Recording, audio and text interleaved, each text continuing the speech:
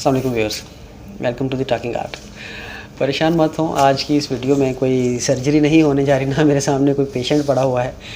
ये सिर्फ मास्क इसलिए मैंने वेयर किया हुआ है कि एक तो मुझे एलर्जी थी तो और थोड़ा सा कफ थी, इस वजह से मैंने इसको वेयर किया हुआ है। तो दूसरा ये अवेयरनेस के लिए भी है कि अगर आप लोग प्रोन टू एलर्जी हैं और आप अगर वल्नरेबल हैं और तो ज़रूर आप मास्क जो है उसको ज़रूर वेयर किया करें। तो ये आपके लिए भी बेहतर है और आपके जो प्यारे आपके सराउंडिंग में होते हैं उनके लिए भी बेहतर है, ताकि वो इन्फेक्शन से बचे रहें। तो इस चीज़ को लाजमी अप्लाई करें अपने लाइफ में। जब आप को हो इस तरह का कोई प्रॉब्लम तो मास्क जो है उसको लाजमी वेयर करें। तो मेरे सराउंडिंग में भी कोई नहीं है, तो ये सिर्फ पब्लिक सर्विस मैसेज आप इसको समझ लें। तो मैं अभी इसको उतार रहा हूँ क्योंकि मेरे सराउंडिंग में भी कोई नहीं है, ताकि आपसे बात हो सके।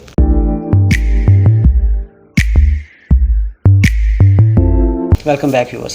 सो आज की इस वीडियो में हम जिस फ्रेगरेंस के बारे में बात करेंगे वो एक इम्प्रेशन है या क्लोन है एक बहुत ही क्लासिक फ्रेगरेंस का, बहुत ही विंटेज फ्रेगरेंस का, बहुत ही ब्यूटीफुल फ्रेगरेंस का। और ये फ्रेगरेंस जो है व्यूअर्स अंडररेटेड फ्रेगरेंस है, या अंडररेटेड नहीं हम इसको कह सकते, क्योंकि आई थिंक हम ये कह सकते हैं कि लोग इसके बारे में जानते कम हैं।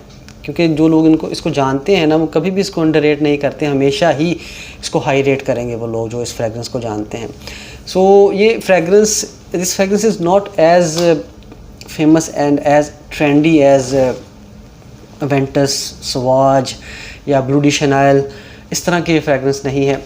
और तो हम क्यों इसके ऊपर बात कर रहे हैं? जिस तरह के लोग अक्सर नॉर्मली देखा गया कि जो ट्रेंड्स होते हैं उनके ऊपर बात की जाती है। तो ये सिर्फ इसलिए है ताकि कल हमसे अगर पूछा जाए कि इतनी ज़्यादा आपने फ्रेगरेंसेस के ऊपर बात की हुई है तो व्हाई नॉट दिस फ्रेगरेंस, तो हम कम से कम ये कह सकेंगे हमने की हुई है और हम सुरखरू हो सकते हैं। तो ये समटाइम कंटेंट जो है वो आपका कुछ चीज़ें जो रियली अप्रिसिएशन जो हक रखती हैं उनको उनकी अप्रिसिएशन मिलनी चाहिए। तो ये उसी कॉन्टेक्स्ट में ये आज की वीडियो बना रहे हैं। सो आज की जो वीडियो है, जो फ्रेगरेंस है जिसके ऊपर हमने बात करनी है, दैट इज़, उसका नाम काफ़ी मुश्किल सा है, फ्रेंच नेम है सॉन्ज डू बॉis d'été। ये मैंने एक बार ही बोलना है, उसके बाद अभी मैं नहीं बोलूँगा, हिम्मत नहीं कर सकता, पता नहीं ये भी सही प्रोनाउंस हुआ है या नहीं। खैर ये जो फ्रेगरेंस है ये एक फ्रेंच फ्रेगरेंस है और गिरलान कंपनी, एक डिज़ाइनर ब्रांड, बहुत ही मशहूर डिज़ाइनर ब्रांड है जिनका ये आर्टिकल है जो परफ्यूम्स उन्होंने बनाए हैं। काफ़ी सारे फ्रेगरेंसेस उनके क्रेडिट पर हैं, लेकिन कुछ फ्रेगरेंसेस उन्होंने ऐसी बना दी हैं जो कि आप कह लें कि निश क्वालिटी की फ्रेगरेंसेस उन्होंने बनाई हैं, जिसमें एक ये भी है। और उसके अलावा नोम इडियल जो है वो फ्रेगरेंस, उसके अलावा वेटावर बाय गिरलान, और ये फ्रेगरेंसेस इनकी बहुत ही एक्सीलेंट फ्रेगरेंसेस इन्होंने बनाई हैं। तो जिस तरह दुनिया में लोग बहुत कम इस फ्रेगरेंसेस के बारे में बात करते हैं, तो मेरे ख्याल में पाकिस्तान में भी ऑब्वियसली जो एक ट्रेंडी चीज़ नहीं होगी तो उसकी जो इम्प्रेशन या क्लोन्स भी कम बनेंगे। तो हमारे नेशनल हाउसेस में मैंने देखा तो मुझे तो ऐसा कोई fragrance house, national fragrance house नहीं लगा जिसने फ्रेगरेंस बनाई हो, इस फ्रेगरेंस के क्लोन बनाया हो। एक अरोम का एक आर्टिकल मेरी नज़र से गुजरा था जो उन्होंने इसका इम्प्रेशन बनाया है, क्लोन बनाया है। और दूसरा इम्प्रेशन जो था वो मारिफ फ्रेगरेंसेस ने बनाया था जो मेरी नज़र से गुजरा। और आज हम बात करेंगे मारिफ फ्रेगरेंसेस के हवाले से ही बात करेंगे जो उन्होंने इसका एक इम्प्रेशन बनाया है। उसका नाम मैं दोबारा ले देता हूँ, सॉन्ज डू बॉis d'été।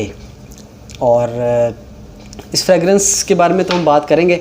सबसे पहले मैं आपको इस मारिफ फ्रेगरेंस हाउस जो है इसके बारे में आपको थोड़ा सा तारुफ करवा देता हूँ। हमने मारिफ फ्रेगरेंसेस की एक परफ्यूम के ऊपर ऑलरेडी हम बात कर चुके हैं, प्रिंस ऑफ अरब के नाम से हमने एक फ्रेगरेंस के बारे में बात की थी मारिफ फ्रेगरेंसेस की। तो तब मैंने जब ये इनसे प्रिंस ऑफ अरब का जो फ्रेगरेंस मैंने इनसे बाई की थी तो साथ में कुछ सैंपल इन्होंने मुझे भेजे थे। उनमें एक सैंपल था अमेज़ वुड के नाम से, और वो फ्रेगरेंस जब मैंने उसको फर्स्ट स्निफ किया तो that really fascinated me.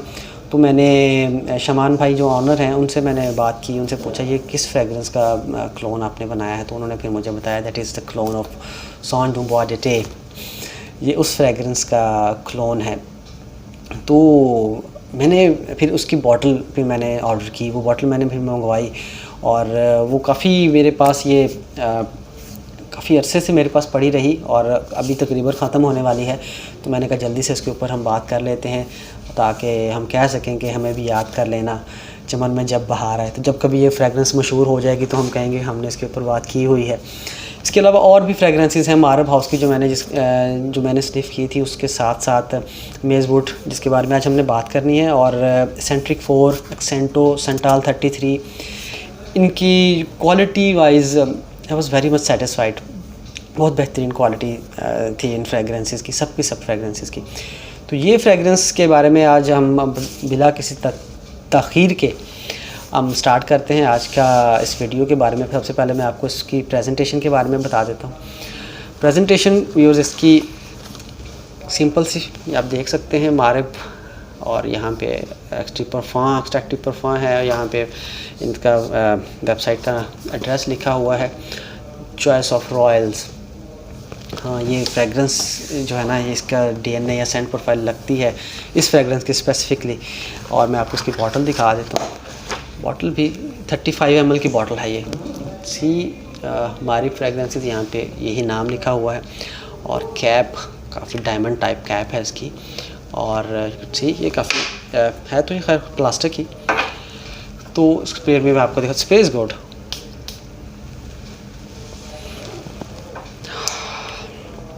Very beautiful. So ये इसकी प्रेजेंटेशन थी। अभी हम बात करेंगे इसकी सेंट प्रोफाइल के हवाले से। तो उससे पहले मैं एक चीज़ आपको बता दूं, इसका मीनिंग क्या है। ये जो फ्रेंच सॉन्ग डू बॉis d'été का मतलब है ड्रीम ऑफ समर वुड, और ये आई थिंक ये नाम काफ़ी हद तक जस्टिफाई करता है अपनी इस फ्रेगरेंस को भी, क्योंकि ड्रीम की जब हम बात करते हैं ना, तो ड्रीम की जब हम बात करते हैं तो हम कहते हैं स्वीट ड्रीम्स, हमेशा हम ये कहते हैं अक्सर। तो yes, it is a sweet fragrance. Summer की जब हम बात करते हैं तो हम बात करते हैं फ्लावर्स की, फूलों की खुशबू की बात होती है, वो भी इसमें आपको नोट्स फील हो सकते हैं। वुड की जब हम बात करते हैं तो हमें वुडी नॉइसेस की हमारे जहन में आती है, या फॉरेस्ट हमारे जहन में आता है, जिसमें ग्रीनरी हमारे जहन में आ सकती है। तो वो सारे के सारे एट्रीब्यूट्स आपको इस फ्रेगरेंस में मिलते हैं। सेंट प्रोफाइल अगर मैं आपको बता सकूं तो it is leathery, aromatic, spicy, warm fragrance. और इसके अगर मैं नोट्स ब्रेकडाउन की तरफ अगर हम जाएं तो ओपनिंग जो इसकी है, जब मैंने यहाँ से स्प्रे किया था ना, तो यहाँ पे मुझे ये फ्रेगरेंस जो है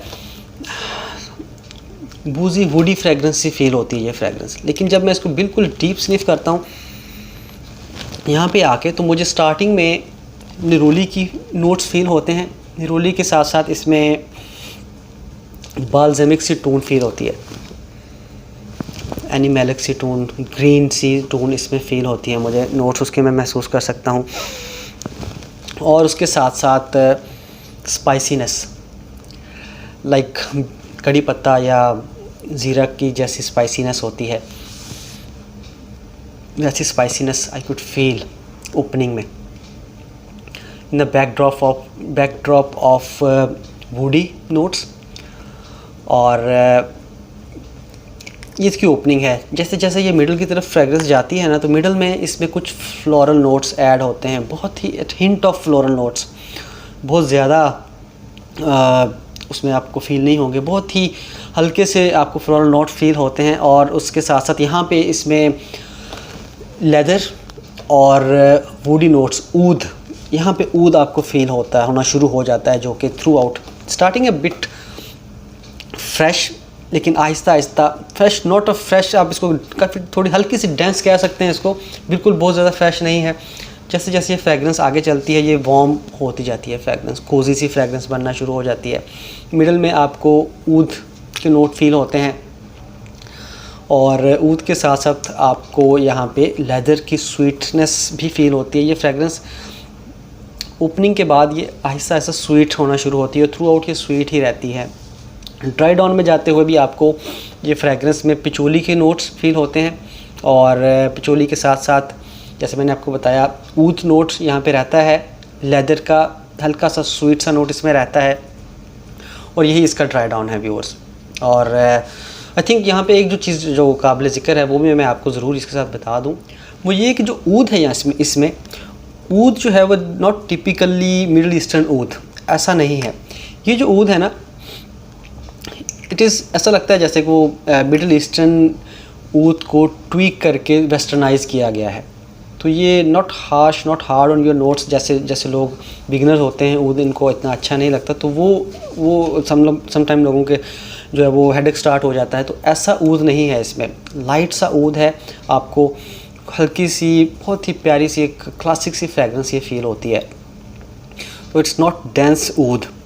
और अब इसको अब कह लें कि मुझे इसको ना स्निफ करने के जब मैंने इसको लगाया भी था तो एलवी का ओम्बर नोमेड की याद आई मुझे। नॉट आइडेंटिकल, अब ये नहीं कह सकते कि उसके साथ मिलता जुलती कुछ चीज़ है, नहीं, ये जो उसमें जो ऊद के साथ ट्वीक किया गया है वो भी एक वेस्टर्न ऊद टाइप एक चीज़ बनाई गई है, तो ये भी इसमें भी वो चीज़ फील होती है।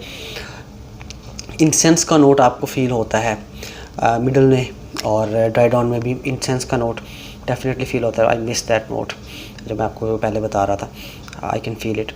और ये इसका नोट ब्रेक डाउन है। और एक इसकी अगर हम प्रेजेंट परफॉर्मेंस की अगर हम बात कर लें तो it's a beast performer viewers. ये आपकी स्किन के ऊपर अराउंड 5 to 6 आवर्स तक रहता है, और कपड़ों के ऊपर भी ये तकरीबन 10 घंटे से ज़्यादा लास्ट करता है। और प्रोजेक्शन इज़ वेरी गुड, ये अच्छा प्रोजेक्ट करता है, रूम फिलर फ्रेगरेंस है, इट सेंट ट्रायल बनती है इसकी। ऑब्वियसली मैंने खुद तो अब जब हम खुद वेयर करें तब तो हम नहीं जान सकते, लेकिन अब जब किसी और के अप्लाई करके जब आप ऑब्ज़र्व करना शुरू करते हैं तो आपको फील होता है कि इसकी सेंट ट्रायल बनती है। कम्प्लीमेंट आपको इसमें ऑब्वियसली एक यूनिक फ्रेगरेंस है तो लोग आपको पसंद करते हैं इसको। आप हाई एंड मीटिंग्स के लिए आप इसको वेयर कर सकते हैं, आप नाइट फंक्शंस के लिए, डिनर्स के लिए, फैमिली आउटिंग के लिए बेहतरीन फ्रेगरेंस है ये। और अगर आप वुड एंड ऊद लवर हैं, I think you must give a try to this fragrance. और इट्स फॉर मैच्योर पीपल। ये फ्रेगरेंस आप देखें कि ये फ्रेगरेंस में भी जो ओरिजिनल है उससे 70 to 80% सिमिलर होगी। ऑब्वियसली हम उसको ये नहीं कह सकते कि 100% उसके बिल्कुल सेम टू सेम हो सकती है, कुछ उसमें चीज़ें होंगी जो इसके साथ 70 to 80% ज़रूर उसके साथ आइडेंटिकल होगी ये चीज़। लेकिन 70 to 80% होने के बावजूद ये इतनी एक बेहतरीन स्ट्रक्चर्ड वेल रिफाइंड फ्रेगरेंस है। तो आई वंडर कि ओजी जो ओरिजिनल है वो फ्रेगरेंस की जो उसकी फ्रेगरेंस जो है वो किस तरह की होगी, कितनी ज़बरदस्त होगी। तो कमाल है ये, तो मैं इसके बारे में और क्या कह सकते हैं। सो व्यूअर्स, ये लास्ट में हम इसकी कीमत के बारे में बात कर लें। मैंने जब ली थी उस वक्त तो आई थिंक साल पहले तकरीबन 2000 के करीब ही आपको मिल जाती है, 2500 के करीब इसकी कीमत थी। अभी कीमतें कुछ बड़ी हैं, I think it's around 3000 to 35 के अराउंड अबाउट इसकी कीमत होगी। और ओरिजिनल की तरह ये भी डिसकंटिन्यू हो चुका हुआ था, और मेरी शमान भाई से बात हुई थी तो वो कह रहे थे कि ये अभी आउट ऑफ स्टॉक है, तो उनका प्लान है इसको रीस्टॉक करने का। तो इस वीडियो के थ्रू ही हम रिक्वेस्ट कर सकते हैं शमान भाई से जो ऑनर हैं हमारे के, कि सर कुछ सोचें इस बारे में। एक अच्छी आपकी काविश थी, अच्छी ट्राई थी, इसको लाजमी आप इसको रिज्यूम करें और इसको स्टॉक बैक इसको लेके बैक इन स्टॉक लेके आएँ। तो that's all for today viewers. Hopefully आपको आज की वीडियो अच्छी लगी होगी। और अभी तक आपने अगर सब्सक्राइब नहीं किया चैनल और अभी तक देख रहे हैं मेरी वीडियो तो सब्सक्राइब कर लें, लाइक शेयर और कमेंट कर दिया करें। आपकी जो भी तजावीज़, सजेशंस या कुछ भी जो चीज़ आप कुछ जो भी कहना चाहें तो प्लीज़ कमेंट किया करें। इंशाल्लाह आपसे मुलाकात होती है नेक्स्ट किसी और अच्छी फ्रेगरेंस के रिव्यू के साथ। तब तक के लिए अपना बहुत ज़्यादा ख्याल रखिए, खुश रहिए, महकते रहिए। अल्लाह हाफिज़।